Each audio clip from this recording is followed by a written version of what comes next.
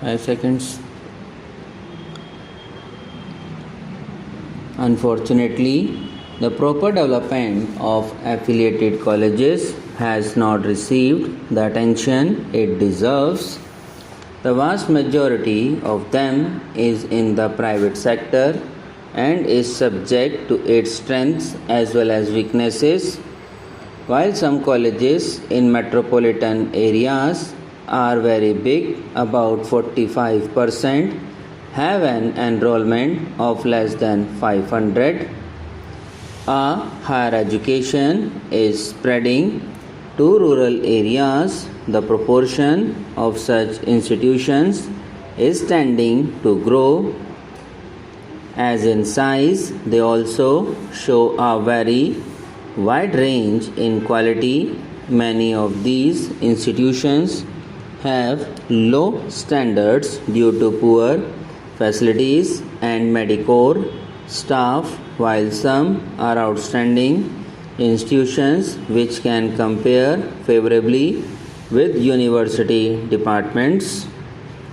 Their finances are often unsatisfactory, especially because the grants in aid systems are generally out of date and often badly administered. The university is responsible for their academic standards, while the state government are responsible for their grants in aid. The dichotomy also adds to their difficulties, especially because the close collaboration needed between the two is sometimes absent. Added to all this, there is often an unhealthy rivalry between university departments and affiliated colleges or between the colleges themselves.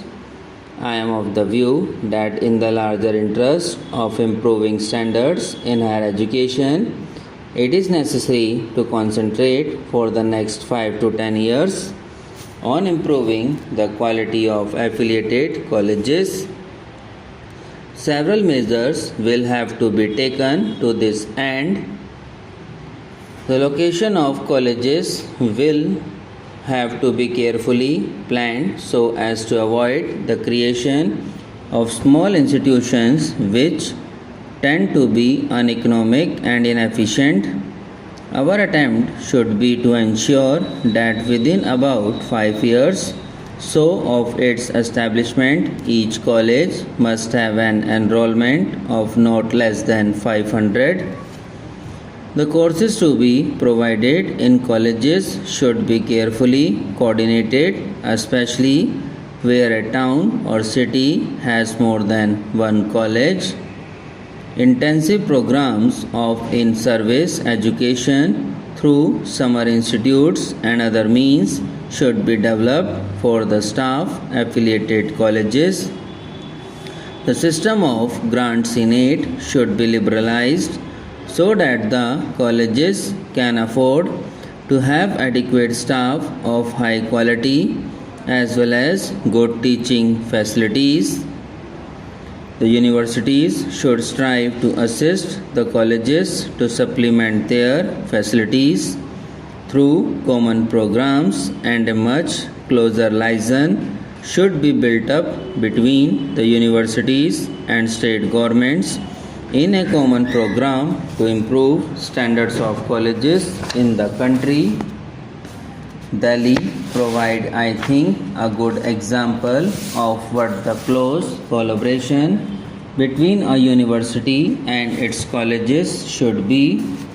All colleges, including those set up by government, are under the control of their own autonomous bodies.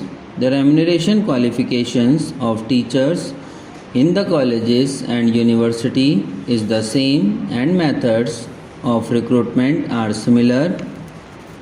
The teaching programs are very well coordinated. The grants in aid is liberal and is given by the University Grants Commission on the recommendation of the university.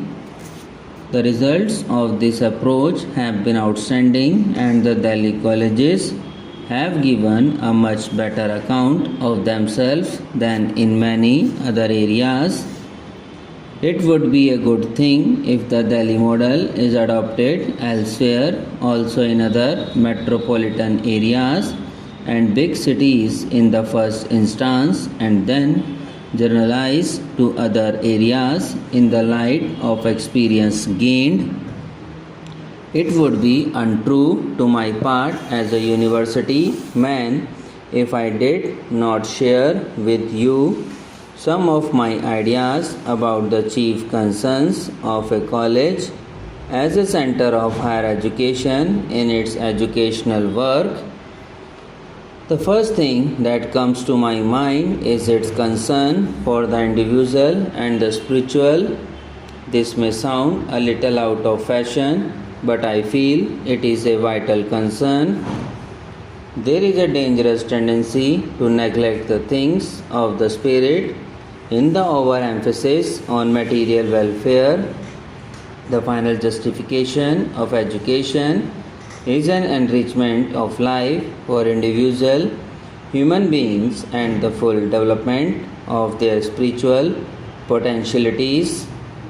Whatever else the college may or may not do, education in this sense should be its first concern. Its second main concern should therefore be to organize its work as to make the realization of this educational aim possible. This implies mediation between the subjective mind of the educand and the objective mind concretized in the manifold goods of culture, between mediation that is between the individual student and his culture, between him and the science, the arts, the techniques, the religious, the moral and legal codes, the social forms, the institutions, the personalities in which human culture is embodied, stored as it were. But every mind cannot get its nourishment indifferently from any goods of culture. There must be a correspondence between the mind to be educated and the mind embodied in the goods of culture. The good college can never do too much to initiate the students into the process of the self-discovery of his inclinations and aptitudes, and to see that the goods of culture selected to educate him correspond to his mental relief, which is good for future. Subscribe now and press the bell icon. Never miss an update.